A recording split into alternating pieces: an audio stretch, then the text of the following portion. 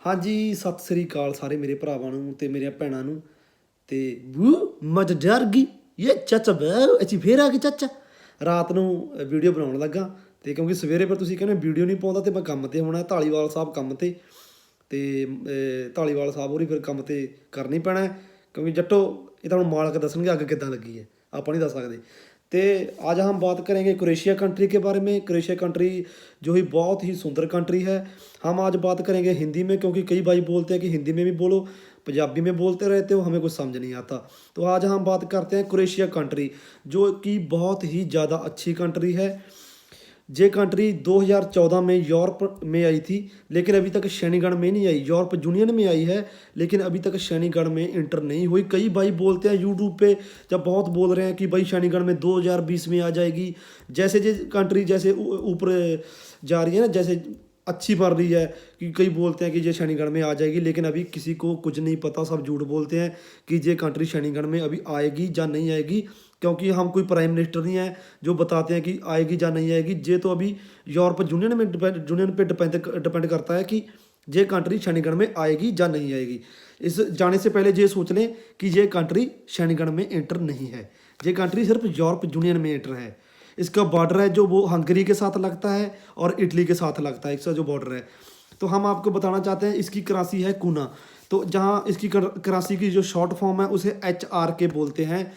तो इसकी करेंसी है जो इंडिया में, उसका एक कूना का बनता है 12 से 13 रुपये, और पाकिस्तान में बनता है 26 रुपये और 25 और 26, और बांग्लादेश में बनता है 13 और 14 रुपीज़। ठीक है जी।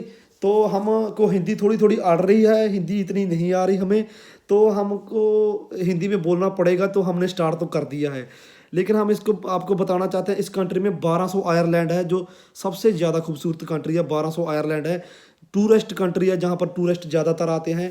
एक बात और बता दूँ इस कंट्री के बारे में, कि जो इधर की जो हम वीज़ा अप्लाई करते हैं, इधर की जो गवर्नमेंट, उन्होंने हमारे जो वीज़ा अप्लाई करने की जो बोला है कि आप इधर आओ, हमारे कंट्री में आकर काम करो। क्यों बोला है? क्योंकि इधर को जो सिटीजनशिप है ना, जिनके पास इधर की नेशनलिटी है, जो क्रोएशिया की नेशनलिटी है, उधर के लोग हैं, वो जहाँ वहाँ पर काम करना पसंद नहीं करते, क्योंकि वहाँ बहुत कम सैलरी है और बहुत गरीब कंट्री है। और यूरोप में पड़ती है, लेकिन गरीब कंट्री है, क्योंकि वो काम करते हैं ऑस्ट्रेलिया जाकर, कनाडा जाकर। उसके जो पासपोर्ट की वैल्यू बहुत ज़्यादा है, तो पासपोर्ट की जो पावर है बहुत ज़्यादा है, उससे वो लोग ये कंट्री छोड़कर उनके ही लोग, क्रोएशिया के लोग कनाडा और ऑस्ट्रेलिया में काम करते हैं। तो उधर के जो गवर्नमेंट है, उनको हमारे जैसे लोगों की ज़रूरत पड़ती है, बंगाल के, नेपाल के, पाकिस्तान के, इंडिया के लोगों की ज़रूरत पड़ती है काम करने के लिए, क्योंकि जो उनके लोग हैं वो वहाँ पर नहीं रहते, वो कनाडा में काम करते हैं, ऑस्ट्रेलिया में काम करते हैं, उनके पास पासपोर्ट है क्रोएशिया का। तो इसका बॉर्डर लगता है हंगरी के साथ, इटली के साथ। तो मैं आपको क्रोएशिया के बारे में ये बताना चाहता हूँ कि अगर आप क्रोएशिया कंट्री में वर्क वीज़ा अप्लाई करते हैं, वर्क परमिट चाहते हैं, तो आप विजिट वीज़े पे आते हैं, तो जैसे टूरिस्ट वीज़े पे आते हैं, तो बिल्कुल आसान है क्रोएशिया में इंटर होना। तो आप आगे भी बढ़ सकते हैं, वहाँ की जो नेशनलिटी लेके, सिटीजनशिप लेके आप यूरोप में एंट्री कर सकते हैं। श्रेणीगढ़ यूरोप में तो आप होंगे ही, आप श्रेणीगढ़ में एंट्री कर सकते हैं। तो आपको क्या होगा, प्रोसेस बिल्कुल सेम है जैसे पुर्तगाल का प्रोसेस है, जहाँ पर भी पहले TRC मिलती है। TRC जैसे 1 साल की या 2 साल की या 3 साल की, ऐसे। वहाँ पर क्या प्रोसेस है, जब आप वर्क वीज़ा पे, विजिट वीज़ा पे आप जाते हो, तो वहाँ की रिक्वायरमेंट क्या है। मेन रिक्वायरमेंट आप सब जानते हैं कि 60 यूरो फीस होती है हर रिक्वायरमेंट में। जब आप किसी यूरोप कंट्री का अप्लाई करते हैं तो 60 यूरो फीस होती है। आप इंडिया में BFS से, ग्लोबल से अप्लाई कर सकते हैं। आप खुद भी एम्बेसी से जाकर फाइल लगा सकते हैं इसकी। पाकिस्तान में इसकी एम्बेसी नहीं है। तो आपको बोलना चाहता हूँ कि आप BFS ग्लोबल से भी कर सकते हैं, इंडिया से अप्लाई। इसकी रिक्वायरमेंट है, आपको होटल बुकिंग चाहिए, आपको जो एयर की टिकट होती है जाने की और आने की, एयर टिकट चाहिए। जो रिक्वायरमेंट है, आपको फ़ंड चाहिए, बैंक स्टेटमेंट चाहिए, पासपोर्ट वाइल्ड चाहिए, सब कुछ ये लगता है नॉर्मल। आप विजिट वीज़ा अप्लाई कर सकते हैं, आप खुद भी कर सकते हैं, पूरी फाइल तैयार कर एम्बेसी में इसकी फ़ाइल लगा सकते हैं। क्रोएशिया कंट्री में विजिट वीज़े के आने के बाद आपको क्या करना है, वर्क परमिट कैसे मिलेगा आपको। पहले तो सबसे ज़्यादा ज़रूरी है वहाँ पर जॉब ढूंढने का काम। सबसे ज़्यादा ज़रूरी है, आपको जॉब ज़रूरी चाहिए वहाँ पर। सबसे पहले आपको जॉब ढूंढनी है वहाँ पर, जब आपको जॉब मिल जाएगी तो आपको 500 कूना जो उधर की करेंसी है HR के वो लगते हैं। आप पुलिस स्टेशन में जाना है, पुलिस स्टेशन में जाकर आपको वहाँ पर अपने डॉक्यूमेंट हैं जो उनकी रिक्वायरमेंट है वो पूरी करनी है, डॉक्यूमेंट आपको देने हैं उधर, तो आपको वहाँ पर जाकर वर्क परमिट मिल जाएगा। वो वर्क परमिट आपका कोई भी करीबी पुलिस स्टेशन आपके पास, तो आप वहाँ पर जाकर वर्क परमिट अप्लाई कर सकते हैं। आपको वहाँ पर एक नंबर भी अप्लाई करना होता है, OIP नंबर होता है, वो सबमिट जरूर कराना पड़ता है आपको, वो भी आपको पुलिस स्टेशन में ही करवाना पड़ता है।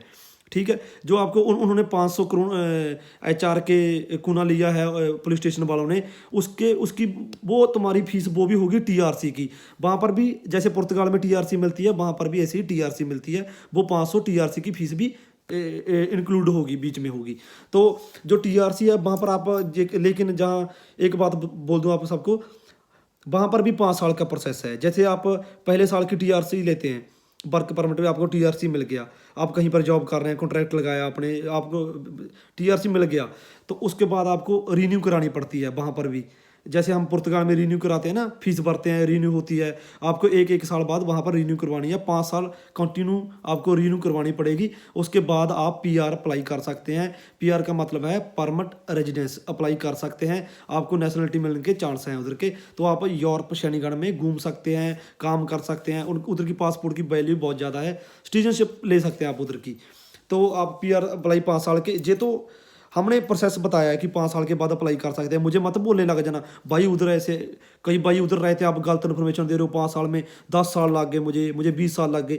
ऐसे नहीं, ऐसे तो पुर्तगाल की रिक्वायरमेंट है जो, वो भी 5 साल ही है कि आप 5 साल के बाद पासपोर्ट अप्लाई कर सकते हैं। लेकिन हमें ये नहीं पता होता पुर्तगाल में कि जो पहला कार्ड है हमारा TRC है, वो कब मिलेगा, 3 साल बाद मिलेगा, 4 साल बाद मिलेगा। कई लड़के हैं उनको 5-5 साल बाद इसको पहला कार्ड है जो आया है, TRC आया है। अब वो क्या करें, उनके तो 10 साल नॉर्मली लगेंगे। जिसको अब मुझे TRC इधर की 2 साल बाद मिली थी, अभी मुझे 6 साल हो जाएंगे इधर, तो मैं पासपोर्ट नहीं अप्लाई कर सकता क्योंकि मुझे TRC 2 साल बाद मिलेगी। जो मेरा 2 साल का टैक्स है ना, जो बैक वाला टैक्स था मेरा, वो इंक्लूड नहीं होगा बीच में। TRC मिलने के बाद 5 साल पूरे चाहिए। ऐसे ही वहाँ पर भी ऐसे ही होगा कि TRC मिलने के बाद 5 साल आपको पूरे करने हैं। तो 5 साल पूरे तब होंगे जब आपको पहले TRC मिलेगी। ऐसे मत बोलना कि 5 साल में भाई हुआ नहीं, प्रोसेस वहीं खड़ा है हमारा, तो नहीं, चक्कर ये होता है आपको TRC मिलने के बाद 5 साल वहाँ पर लगाने पड़ते हैं, तो आपको टैक्स देना पड़ता है, तो आप PR अप्लाई कर सकते हो। जैसे पुर्तगाल में हम PR अप्लाई कर सकते हैं, ऐसे ही वहाँ पर सेम प्रोसेस है। अच्छी कंट्री है। वहाँ की सैलरी के बारे में बताना चाहता हूँ आपको। वहाँ की सैलरी, नॉर्मल सैलरी है 500 से लेकर 700 यूरो तक आपकी सैलरी बढ़ सकती है, यूरो तक बढ़ सकती है। मतलब कि मैं यूरो बोल रहा हूँ, कूना 500 से लेकर 700 तक आपकी बढ़ सकती है। तो सैलरी कम है लेकिन वहाँ पर काम मिल जाता है, क्योंकि जो वहाँ के लोग हैं वो वहाँ का कंट्री में रहना पसंद नहीं करते। गरीब कंट्री है, मैं आपको पहले ही बता चुका हूँ कि ज़रूरी नहीं है आपको 500 से 700 मिलेगी। वो सिर्फ नॉर्मल बंदों के लिए, जैसे मेरे वर्ग का कोई, हमारे जैसा कोई दिहाड़ीदार बंदा जा रहा है उधर, मुझे कख भी नहीं आता, काम नहीं आता, मुझे बिल्कुल काम नहीं आता, वो मेरे लिए है। जिसको काम आता है उसकी सैलरी बहुत ज़्यादा है उधर, बहुत अच्छी सैलरी, आपको पैसा कमा सकते हैं। जिसको काम आता है, किसी भी चीज़ का काम आता है, आप जब कोई भी वेल्डिंग का काम आता है, कोई होटल, आप ज़्यादातर वहाँ पर होटल मैनेजमेंट पे काम पे जा सकते हो। होटल मैनेजमेंट करो, वहाँ पर भी आपको बहुत ज़्यादा काम होटल मैनेजमेंट का मिल जाता है, क्योंकि वो एक टूरिस्ट कंट्री है क्रोएशिया। तो ये बात थी क्रोएशिया के बारे में। तो चाचा भाव मत जारगी तो यही बात थी क्रोएशिया कंट्री के बारे में। आप विजिट वीज़ा पे अप्लाई कर सकते हो, आप खुद भी फाइल लगा सकते हो, एजेंट भी फाइल लगा सकते हैं। कई लोग बोलते हैं कि आपको स्टेटमेंट कितनी रखनी है। जब इंडिया में वीज़ा अप्लाई करते हो तो 6-7 लाख स्टेटमेंट, बैंक स्टेटमेंट आपको दिखानी पड़ेगी, वो नॉर्मल है। जो हम बोलते हैं ना फंड इकट्ठा करना पड़ेगा, जो ये होता है एक बैंक स्टेटमेंट ही होती है, वो बस बैंक स्टेटमेंट होती है। ज़्यादातर आप किसी भी कंट्री का अप्लाई करते हैं, नॉर्मली एक बात बता दूँ आपको, होटल मैनेजमेंट होता है, होटल मैनेजमेंट नहीं, होटल बुकिंग होती है, एयर टिकट होती है। एयर टिकट 2 साइड की करवानी है, वापस आने की और जाने की भी एयर टिकट होती है हर कंट्री की। यही रिक्वायरमेंट ज़्यादातर, पासपोर्ट वैलिड होना चाहिए आपका, आपकी बैंक स्टेटमेंट अच्छी होनी चाहिए। वही चीज़ फाइल में, एजेंट भी वही चीज़ लगाते हैं, हम खुद भी अप्लाई कर सकते हैं वही चीज़। अब ऐसी की अपॉइंटमेंट उठाओ, वीज़ा एप्लीकेशन भरो, वीज़ा एप्लीकेशन फॉर्म में भरो सब कुछ, जो आपने कहाँ पर जाना है, कितने दिनों के लिए जाना है। ज़्यादातर आप ज़्यादा मत भरना, 30 दिन ही भरना। वीज़ा एप्लीकेशन में 30 दिनों के लिए घूमने के लिए बेस्ट वीज़ा पे जाओ, टूरिस्ट वीज़ा पे हमने जाना है। तो यही है क्रोएशिया कंट्री, अच्छी कंट्री है। आप एक एक जरिया है यूरोप में शनिगढ़ में एंटर होने का। जैसे इसका बॉर्डर हंगरी के साथ लगता है, इटली के साथ लगता है, यही बुल्गारिया रोमानिया से ज़्यादा आगे कंट्री है जे। तो आप इसमें जाकर अपनी लाइफ बना सकते हैं, पेपर ले सकते हैं, शनिगढ़ में एंटर हो सकते हैं, कनाडा में, अमेरिका वगैरह, ऑस्ट्रेलिया वगैरह जा वीज़ा लेकर जा सकते हैं। इधर से वीज़ा भी आप अप्लाई कर सकते हैं। जैसे हम पुर्तगाल से वीज़ा अप्लाई कर सकते हैं, वैसे ही क्रोएशिया से वीज़ा अप्लाई कर सकते हैं। एक और बात बता दूं क्रोएशिया के बारे में, आप वहाँ की TRC पे अपना कोई भी बिजनेस कर सकते हैं। एक सबसे अच्छी बात यह है कि बिजनेस भी आप अपनी जो टेम्परेरी रेजिडेंसी परमिट होता है, जो उस पर आप कार्ड होता है, जो उस पर आप अपना कोई भी बिजनेस कर सकते हैं। क्रोएशिया में कोई मना ही नहीं है, आप इन्वेस्टमेंट करें। आप अगर आप वहाँ पर अपना कोई बिजनेस करते हैं, इन्वेस्टमेंट अच्छी करते हैं, तो क्रोएशिया की नेशनलिटी पानी आपको बिल्कुल आसान है। सिटीजनशिप बहुत आसानी से मिल सकती है अगर आप वहाँ पर पैसा लगाते हैं किसी भी बिजनेस पे। वो तो हर कंट्री में, किसी भी कंट्री में आप इन्वेस्टमेंट करते हैं तो हर कंट्री आपको कुछ ना कुछ जल्दी सिटीजनशिप जरूर देगी। तो लव यू ऑल। हमारी हिंदी कैसी लगी तो कमेंट कर जरूर बताना। आगे की इन्फॉर्मेशन हम क्रोएशिया के बारे में और ज़्यादा बताएंगे। और लव यू ऑल सारे मेरे भरावां ਨੂੰ। ਤੇ ਪੰਜਾਬੀ 'ਚ ਵੀ ਆਪਾਂ ਗੱਲ ਕਰ ਲਈਏ। ਸਤਿ ਸ੍ਰੀ ਅਕਾਲ ਮੇਰੇ ਵੀਰਾਂ ਨੂੰ। ਵੂ ਮਚ ਜਰਗੀ ਚਾਚਾ ਬਾਉ ਚਾਚਾ ਜੇ ਕੁੜੀ ਜਾਂਦੀ ਇਹ ਹੈਗਾ ਭਾਨਾ ਸਿੱਧੂ। ਤੇ ਲਵ ਯੂ ਸਾਰਿਆਂ ਨੂੰ ਮੇਰਾ ਭਰਾ।